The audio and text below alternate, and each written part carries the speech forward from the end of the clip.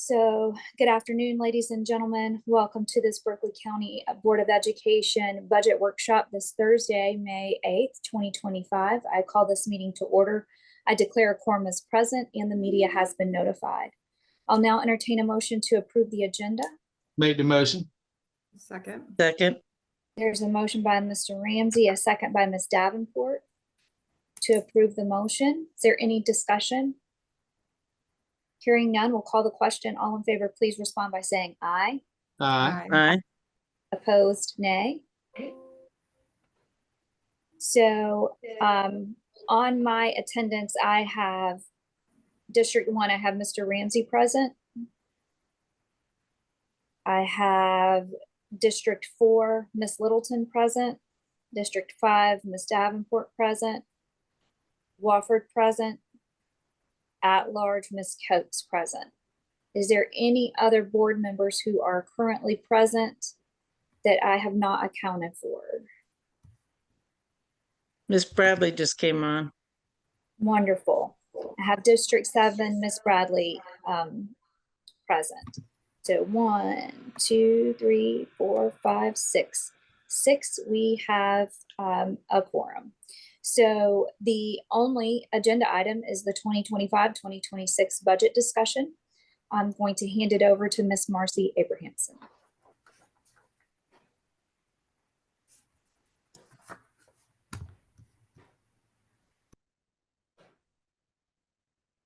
Thank you. And I'm going to share my screen so that you can see the PowerPoint.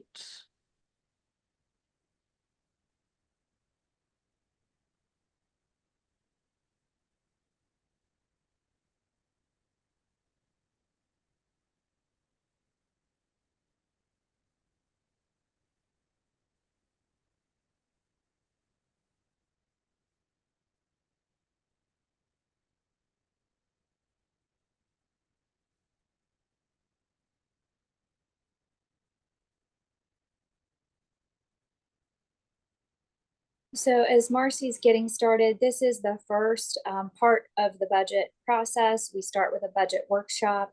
Lots of things at this point in time are tentative. There will be multiple times to give input. This will go through the Finance Committee. We'll also have a public hearing in addition to two readings. I'm pretty sure 2 readings. And the process will conclude sometime around the end of June, where we'll be trying to coincide with the state passing a budget because a good portion of our budget is from the state.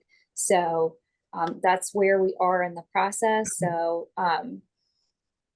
this is the time to share your information and ideas about things that would be your priorities as Marcy is going through the plan from the district. Is everyone able to see the front slide? Yes, ma'am. Yes, Okay. ma'am. Okay, perfect. Like Chair Wofford explained, this is our first budget workshop. We're just going to kind of go through the numbers as they appear to be right now. We are still waiting on numbers from the Senate budget. We know that the Senate passed a budget that was slightly different than the House budget. And we typically get the breakdown of those numbers by district. Last year I received them on May 7th. I have not received them this year. And then the House finalized the budget actually today, but they have to reconcile the items that are different between the House and the Senate. So we probably won't have the final House numbers until the first week of June.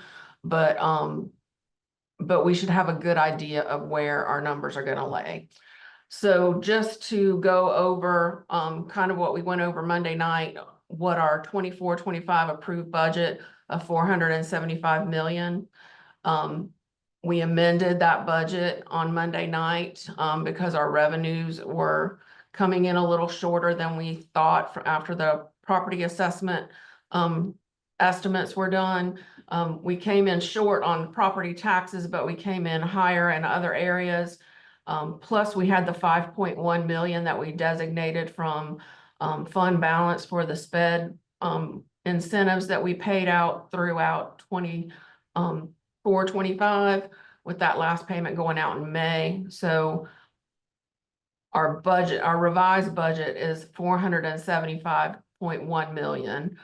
And again, we haven't completed our expenditures. We may still come in where we don't have to hit fund balance at all, or we may not have to hit it as with that 5.1 million. I do want to mention that our new audited fund balance as of December 1st is 145 million. When we deduct this 5.1 million, that puts us at 139. And then we have 45 million that we've designated or assigned for capital projects in the event that our penny sales tax projects, that the penny was underperforming. So the board made the decision last year to go ahead and assign a portion of fund balance to cover those expenses. But to get to the meat of tonight's presentation, our budget projections for this year, as you see, our revenue, our local property tax revenue is not going up as much as we had hoped. It's not quite as much as what we had originally projected last year. We still expect some growth. But all in all, when everything is totaled out, we're going to have about $485.5 million. I do want to mention, if you look here at these two lines, these are the two main revenue sources, the general fund and the EIA, that we receive from the state. And as you can see, those numbers went down, and we're going to talk more about that in this presentation. So every year, while the budget is being negotiated, there are state mandates that put a financial burden on agencies, and sometimes they're funded and sometimes they are not funded. I receive financial impact questions frequently from January till this time of year. Sometimes I respond to everyone so that they are aware of what financial impact these mandates will cause. Proviso 1.3 was to increase each cell of the teacher salary schedule by $1,500 and remove the bachelor's plus 18 column. That set the new state minimum teacher salary to $48,500 for next fiscal year. Fortunately, this will not have an impact on us because of the fact that we already pay above the minimum. And we'll again talk about how, but it will impact us some because the formula that the state uses, they use an average salary to reimburse us. And so I have a slide that's going to show you the difference between what the state minimum salary is versus state average salary is versus our average salary, using the same criteria. There's a 4.6% increase in PIBA benefits. And then another big one is, if you remember, we had the paid parental leave that was unfunded. And then now this year they are increasing the paid parental leave days from 6 weeks to 12 weeks for maternal parental leave, and from 2 weeks to 4 weeks for paternal parental leave. So that is going to increase that expense for us.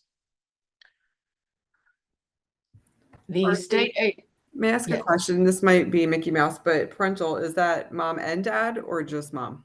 Yes, maternal mother or who gives birth gets 12 weeks, Mhm. and the father formerly got, or partner or whoever the adopted it Plus is one. for adoption, everything formerly got 2 weeks, and now they'll get 4 weeks. And the Okay. important thing for us is, if it's a teacher and they're, or somebody that's not a 245-day employee, Mhm. if they have their child during their normal time off, that doesn't count towards their paid parental leave. They're still entitled to that time when they're due to come back to work. Like over the summer, for example. Correct. So if they Okay. have the baby over the summer, when we come back in August, they can potentially start their paid parental leave. Even if they're paid all year Yes, ma'am. Thank you. So they wouldn't come back till like November. Correct. Thank you. Marcy, is Okay. there a time frame after the birth that they have to take it? I mean, they can't wait. Can they wait till the baby's 6 months old and then take it, or? I think they have a year. I'll have to double check that. So please don't quote me on that. But they do have some time after the baby's born. So like if the mother wanted to take off first and stay home for the 12 weeks, then the father could take off his 4 weeks. And they don't have to run concurrently. And I think they can do it up until the baby is a certain age. But it's like within the first year. But I'll have to go back and check that language to make sure I give you the right information. So, our biggest, and you've probably heard the emails that I've sent and the information that I've shared about, some of the pain points with the state aid to classroom formula. When this formula was, found, when the state came up with this formula, theoretically, it was supposed to be a ratio of the state funding 75% of public education and then 25% of a locally funded share. Now the locally funded share is determined by the district's index of tax paying ability, which has always been a component. The ITA is expressed as a percentage of the reflecting the assessed value of taxable property within the district, excluding owner occupied property, and then it's calculated annually by the Department of Revenue. It can also change throughout the year as assessed value of property in the county as a proportion of the total value of property in the states. And of course, ours changed with our reassessment. But and it's also changing because we're in a high growth area. So the bottom line is if the ITA increases, the amount of state revenue decreases, which kind of goes back to what I showed you on that first slide about the two primary accounts from the state that have decreased. Our tax paying ability, like I said, increased by 0.00851. And our funding decreased by 3.8 million. Our 45-day ADM, which is used in the formula, increased by 575 students. But again, the main component is this index of tax paying ability went up, so our funding went down. And I've given you a snapshot of our historical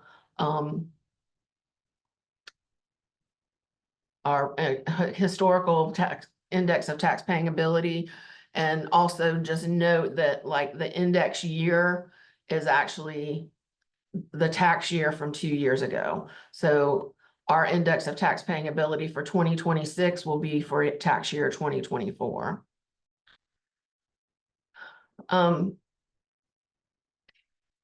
I've provided what we would like. The one thing from the state mandate is they collapsed. As you know, previously they had a bachelor's plus 18, the master's plus 30, and doctorate categories on the pay scale. The state, last year, they talked about collapsing it to just 3, which would have been bachelor's, master's, and doctorate. That was going to create a big hardship, so they didn't make any changes to that piece last year. But this year they are collapsing the bachelor's plus 18 and the bachelor's, which means for us, we had to roll everybody that was paid at the bachelor's on the bachelor's pay scale into the bachelor's plus 18 and make that our new base salary. So this is basically what that looks like, plus adding the 2,500 per cell to each category. So you'll see what the current year salary is, what that will look like for FY 25-26, and then our projected of what we would like to do in 26-27 if the budget will allow. We shared Marcy, a 3-year. Can I ask a question? Is our starting salary 54 too? It right will, for the bachelor's plus 18. Right now, a first year teacher salary, because this was the former bachelor's plus 18. But, Okay, so that's not the FY 24-25 pay scale there. no, ma'am, but I'll make a corrected version for the, May 19th, budget workshop to include what the current bachelor's, salary scale is. I should have done that and I apologize, but our first year teacher salary right now is $52,450. This is a first year teacher at a bachelor's plus 18 on the current salary. So basically, teacher pay is also part of that formula. The state minimum teacher salary that they use in the formula is they take the state minimum salary schedule and they go to their master's degree plus 12 years of experience, and they add the fringe benefits. And that is the amount that they use for the state aid to classrooms formula. Berkeley County School District, if we took our master's plus 12 years of experience plus fringe, we're at $96,099.72, whereas the state is at $77,879. So basically, the difference in that is going to have to be made up at the local level. And you can see with our proposed first year teacher salary for next year plus fringe, we're going to be at $75,197.53. So the state allocation barely covers even a first year teacher salary. This year, because we have very little wiggle room, we're not asking for a lot of new positions, but you did approve for those 33 classroom paraprofessionals and the 5 itinerant secretaries on Monday night. So we have built those positions into the budget. And then we will also need to appoint 2 principals for the 2 new schools that'll be opening in August 2026. And then about halfway through the year, they'll need to have a secretary or bookkeeper to help them with the purchasing and all of that to get those schools opened. So we are incorporating those salaries into the budget as well. Marcy, when do we expect to have to hire those principals? There's been discussion. I don't know that anything's that firmly in place. Dr. Abrams? Dixon, would you like to answer that? Yes, can you hear me? Yes. Yes, so our goal would be to have them in place this fall, but they will not necessarily come on board until we want to identify the principal, but not to come on board until January. So our pay for them would be start in January, it would start in fall. So it would start, depending on if they're in-house or not. So yes, it would start in July. Yes, Thank you.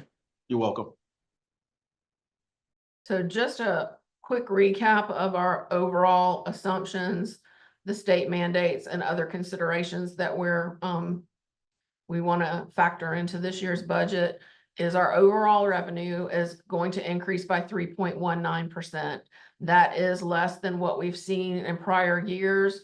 And it's primarily because we did get a little bit of a cut from the state, but we also had that the reassessment is not performing as well as we thought. So that's not the local revenue is not increasing as strongly as we have seen in the previous years. There is no increase to the current millage rate of 141.9 for the budget that we're building here. And then we're going to provide our annual step increase for all of our eligible employees, which is a standard for Berkeley. Our PIBA increase for health insurance went up 4.6%, which was a state mandate that we can't negotiate. And then also the paid parental leave per House Bill 3645 is also having a budget impact for us. Again, administration would like to go ahead and mirror what the state is doing and collapse the bachelor's into the bachelor's plus 18 for the to create the new teacher salary schedule, and then increase each cell thereafter by $2,500. And this would put the potential first-year teacher salary for 25-26 at $56,770, which is an increase of $4,320 over the current salary of $52,450. Do we know or what the current starting pay is for our neighboring counties today? Just out of curiosity. If you don't, it's okay. I can look it up myself. 64? Say that again. Charleston announced that they are going to, their first year starting teacher salary for 25-26 is going to be close to 64,000. However, the teachers come in at that salary and their salary does not change for the first 5 years. I recall that like they catch up within the first 5 pretty quickly. Okay, thank you. I'll be quiet. Okay. And also to Marcy, understand, the, when you, go ahead. go ahead. Marcy, what's the PBO percentage of? Percentage of total salaries of employees participating? What's the 4.6 a percentage of? The actual, what the employers are, the employer portion that we're actually paying. So, okay, so it's 4.6 of the total. Is it increasing 4.6 or is it 4.6 of the total salaries?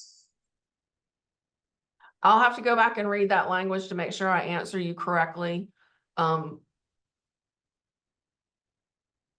I thought it was around 20. Isn't there a fringe around 21, 26, somewhere in that range? Well, retirement alone is 24.81%. But health insurance varies because it depends on what the employee elected. So it's the employer portion is increasing 4.6% based on the employee's election of their health insurances. Thanks. Again, we're increasing those days of paid parental leave per House Bill 3645, which we're estimating is going to be about $1 million impact to our budget. When we initiated this program, it had about a $1.9 million impact to our budget. We are basing this on the usage for basically this current year, which is not over yet, and then last year. So if we have a baby boom, that could definitely change. Our supplies and services for schools and departments, we have decreased that budget slightly for this year to get us at $65.2 million. And those cuts will be for supplies and services that are not instructional related. Our teacher salary schedule, to collapse that bachelor's into the bachelor's plus 18 and increase each cell by $2,500 and add no additional years of experience. So our salary schedule will go to 31 years. Last year, we had hoped to add at least 2 years this year, but we're just not gonna be able to do that this year. So we'll look to do that next year, but that's gonna cost us $8.7 million. And then to do a 2% COLA for all other salary schedules, and again, no additional years of experience, that's going to cost us about $2.3 million. Those new positions that we talked about for SPED, that's about $1.9 million. And again, when we talk about salaries, this is we're calculating the salary change and the change that in benefits, because it will increase our FICA and health, our FICA and retirement obligations, and then health insurance is based on whatever the employee chooses to participate, the employee chooses to participate in. But and then we have the 2 school principals at $319.4 thousand, and we based that on a salary schedule, a principal salary schedule where they had at least 10 years of experience and for the full year. And again, that salary and benefits. And then the 2 bookkeepers for a half a year, again, salary and benefits is right at $77,000. So that adds another $2.3 million to our budget. And then, so our projected revenues that from the first screen, with the House budget is, and that's the new House budget that passed this week. We're estimating it to be $485.5 million. And then our projected expenses for 25-26, we've got those at $485.5 million, again, to get the salaries where we wanted and add those new positions.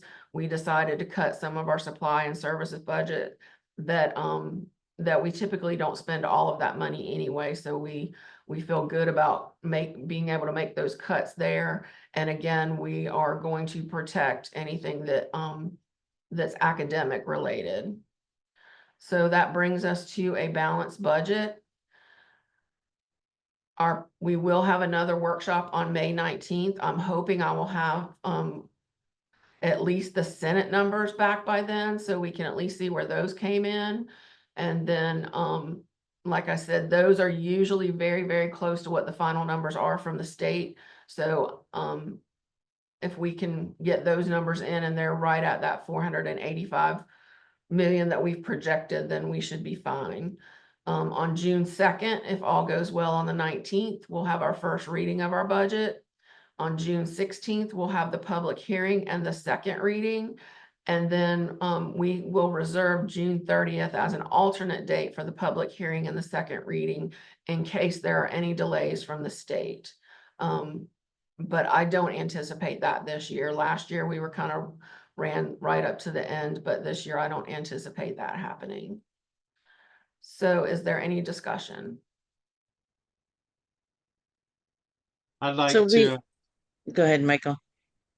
just real quickly, I want to put it out there just to begin discussions. Future Ready program, which is something that Berkeley County School District, Berkeley County Economic Development, Trident Tech, and currently Mercedes-Benz, and looking at other industries throughout the Low Country, which has this pilot program was a 5-week program that we were successful with some students from Hanahan and Goose Creek.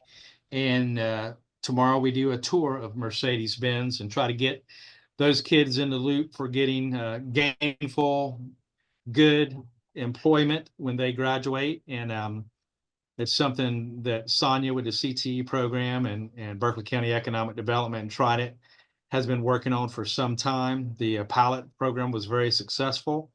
It is our hope to humbly ask that we look at some transportation component in this year's budget to try to grow that program to hopefully to 100 to 125 students, perhaps. And it's not a large amount, but the difference in the lives of these students would be tremendous. It would be a gigantic win for our CTE program. Also, Charleston School District is looking to, they're sending 100 kids over to Trident Tech from Stall this year. I don't want to take up a lot of time or as far as grandstand on this video, but I did want to go ahead and put that out there, and offline or anytime I'm willing to have discussions as far as to provide the merits of how this program would help our students and what the goals and objectives are. Sonia, the head of the CTE program, is my understanding, through the direction of Superintendent Dixon, is engaged in conversations to try to get a general estimate or number, because the things that are hurting kids not being more active in career technical education programs, in my opinion, is the ability to find instructors and then the ability to provide transportation. And so I think this is a great opportunity for Berkeley County School District. And I hope as everyone finds out more information about this, this is something we can support moving forward. Again, we don't have a number today, but I wanted to put that out there that is something I will be humbly asking the board and the school district to consider to be included in this year's budget. Thank you. Thank you, Michael. Kind of along the lines of transportation, I think transportation continues to be a challenge for our schools, for our athletic programs, for our, Field clubs, trips. field trips, so many things. Fine arts. Fine arts. I mean, there's so many reasons why we need to travel, and it is a challenge for us to travel. I very clearly say I do not understand all the rules that the state puts on us to use their buses. But a relook or a revamp in supplies or allocations related to transportation for all the things, I think is very important. We talked about security the other night. I think security for events is also an important allocation that where the school district, I don't want to have unfunded mandates on schools.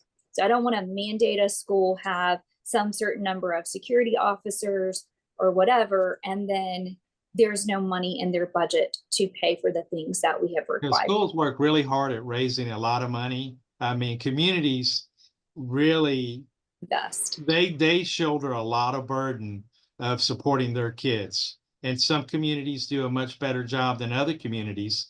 And the communities that don't do as good a job, it can it's hurtful. So exactly what Sally said. Those are some priorities to me. Other priorities, and I do want to note, Lacey, that Joe Baker joined, so I want to have his attendance recorded as well. Rural schools, the size of the school, the number of students, I think, especially for like athletics, you know, even if it's a small school, if you're serving 90 kids in a wrestling program, then I want there to be compensation that like lines up with that. If you're serving 150 kids in a club or 200 kids in chorus, I know those are like big pie in the sky things. I don't know if we can solve all of that in this budget round. And I know we've done a lot of work with our stipends and looking at that. But as that matures, we've certainly gotten feedback about the employees that go above and beyond and really engage a lot of kids. And then in my mind, if we scrape up any extra dollars, they should all go to special ed, reducing class sizes or having more adults in the room, having more adults available just for half of the day so the teachers can take breaks, because those kids, especially self-contained, they're with those kids all day long. And secretaries or admin support to type all the things that we are required to type. So those are some of the most important things to me. And I know we're on video, so it's kind of hard. So Mr. Ramsey's kind of given his information. I have Mr. Baker would be District 3. I don't know, Joe, if you have any priorities that you want to share at this time, or anyone, Ms. Littleton, Ms. Davenport, Ms. Bradley, Ms. Coates, anybody wants to unmute and share some of their priorities or concerns with the staff. I'd be Dr. happy to. Dixon, Oh, go I'm ahead, sorry. Kathy. No, please, Kathy, Um, go. I'll wait. Dr. Dixon, did we not plan on adding floaters or second teachers to the schools that are doing the UVA projects?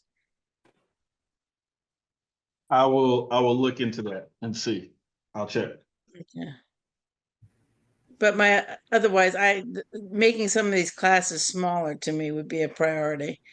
Okay. Having 34 kids in a reading in a ELA class or in a math class seems really high.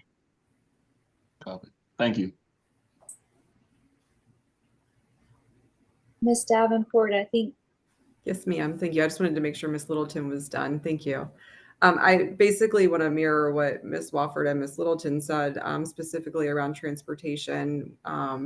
We have kids, just for a scenario, that go into the Cane Bay High School band program that attend Sangaree Middle and Carolyn Lewis and have no way to get there. And of course, that doesn't include other programs that Chair Wofford mentioned, and also teachers that have kids that go to other schools that need to have a way to get to their kids. I've received a lot of feedback from the community that having transportation to where we don't have the ability to walk from Cane Bay Middle to Cane Bay High, but we still feed those schools and offer those programs, that I agree we need to find a way to get the kids there because we're offering it to them. So transportation is definitely important to me, just as well as security, class sizes, and dedicating resources to special ed where we have the dollars to do so. Thank you. As for rural school, Cross, Timberland, and some of the other smaller schools, I too echo the sentiment of transportation. Because as Ms. Wofford already said, we're a great distance out. So therefore, transportation for us is a major thing. On the other side of that, security is also important. So Dr. Dixon, maybe you can tell me, have we applied for some of those grants that are available for security, safety and security through the state? Yes, ma'am, and that's how we receive the weapon screeners that we have now. We do currently have grants from the state for security. Okay, are we going to continue that? Are we going to look forward to another session of filing those forms? When the state opens those back up, we will Yes, continue to apply. Yes, ma'am. Okay, all Yes. right. And of course, our bus drivers, hopefully the salary increases in the new schedule will allow for additional bus drivers to help with the transportation issues for all our children, whether it's athletics, whether it's academics, but making sure they are able to participate in those things. I got the flyer from CTE about the Future Ready program. So again, transportation is an issue for us on this end of the county to get our children to those programs. So I'm going to offer again, transportation and security and safety. Did our lowering the millage last year affect, was that part of why we have a lower income this year? So we were required by law to do a rollback because it was a reassessment year. We spent a lot of time with the county, and Marcy, I'm answering your question, but like we spent a lot of time with the county to try to get the number right. I think we missed a little bit. But I mean, Marcy showed the form on Monday, which was the form from the county, not to throw anybody under the bus, but the form from the county where they told us the value of a mill. So people's taxes went up because most things were reassessed higher. So they didn't really get a rollback or a property tax cut. It's just a way to keep property taxes reasonable in a reassessment year. Marcy, did I miss anything? Oh, you did a great job. Thank you. But yes, that number directly feeds into our dollar amount. So for me, the one thing I just want to emphasize as we go through the budget is these are all, I mean, everyone's saying the same thing and no one's saying anything different. These are three areas that need more help than they got in the last budget, clearly. I would want to know if do we have enough space to reduce class sizes? If we had enough teachers, could we do that? And that's a longer question down the road. It may not, there are districts that don't have enough classrooms to do 4-year-old kindergarten. I don't know if we have empty classrooms that we could break a 32 student class out and create a third one if we have the physical space. So I'd like to see something along those lines of what does our physical space look like in terms of why we have the class sizes we have versus is it a number of staff. The only other thing I would emphasize is these programs have to, the Future Ready program, which I happen to think we're going to get some good results from, but we need to see those results. Who got certificates? Who got certifications that got them hired? These things need to show the return on investment in terms of student achievement. The same for some of the things we're currently funding, the UVA concept. So if we're funding pilot programs or if we're funding these initiatives, we need to see student achievement data directly from those schools that receive that funding, so we can see whether to continue it. That may be a place that we continue. It may be a place where we find more money for something else.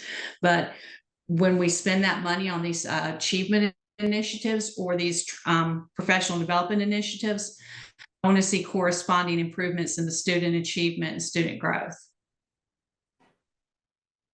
Unfortunately, with some of them, we're not going to see it for a couple of years in terms of, because it's just starting the program.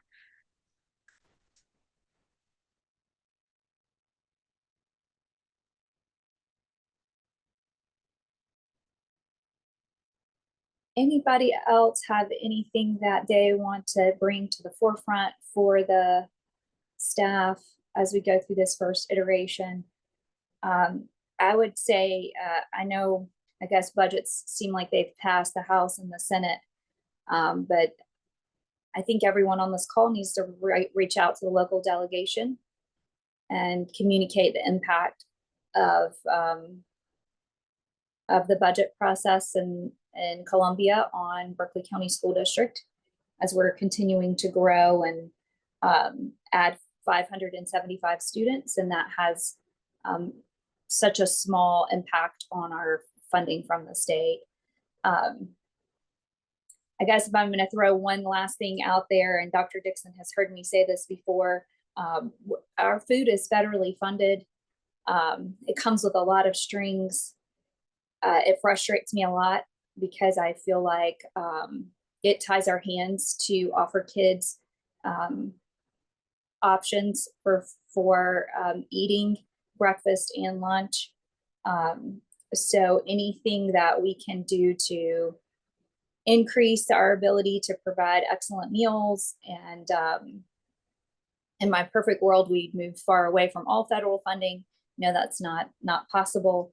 But child nutrition is something that also is important. And as I have a growing kid, and I pack lots of food every day, because he couldn't get through the line at his high school to get food if he had to. And so there's some kids that's their only option.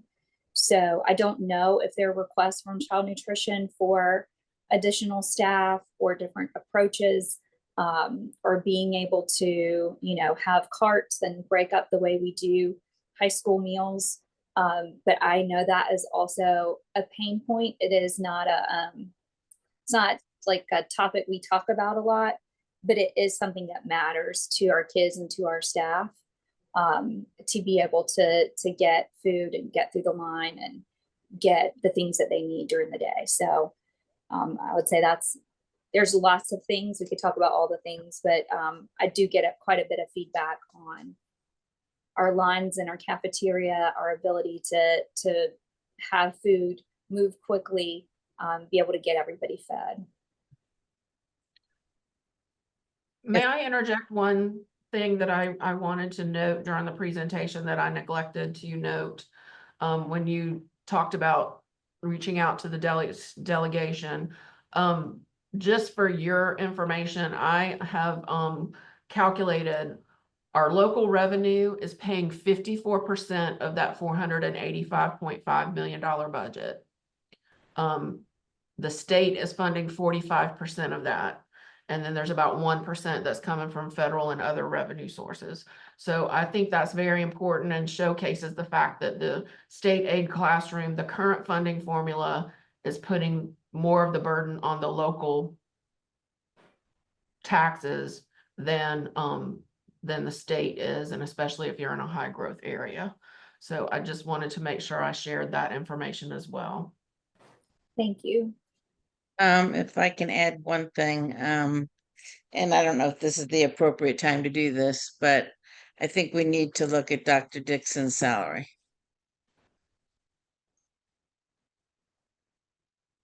Understood. That can also be a consideration. I will add that action item to executive session for the upcoming meeting, and we can have that discussion there, and then bring our results back out to the budget process. I will say that I will not be at the meeting. I will be calling in. Yes, ma'am. I got you. Ms. Wofford, the last thing, just to follow up with everyone, that we've been taking notes on like improvements, budget considerations, and so administration will be working to do that, and we are going to be working safety, security, child nutrition, those other areas that impact our system, so we can continue to provide the best service to our students. And May I ask one transportation. question? What I haven't heard anywhere in this discussion is the summer reading camps for third grade retention, which has become mandatory and expanded. Is that wrapped into the current budget and happening before June 30, or? Yes, So there's no third grade retention camps after June 30th? correct. They're all. I'd love to they'll- get, for this year, and then next year they'll take place before June 30th. So it'll be wrapped into the budget. the current one. I'd love to get some analysis on that. How many students were mandated into that program? How many were exempted because of parent requests? But it gives us a true indicator of whether our children are reading on the third grade level or not, and the cost associated with that. Is there that same cost built into the next budget, Marcy? Okay. I do have one other question. I'm sorry. I know that we're at 5:16, so I'll be quick. If there are potential capital things that aren't listed in the Penny project, is this the time to speak about those, or is that not the time? So this process is for the operating budget. That's right. Thank you. Yep. Thank you. Yeah, nope, you're good. So generally we do this process. It takes about 2 months. And then we immediately in July, we'll start working on capital. And the capital bonds happen in September. So in the July, August timeframe, we'll work through capital requests. Okay.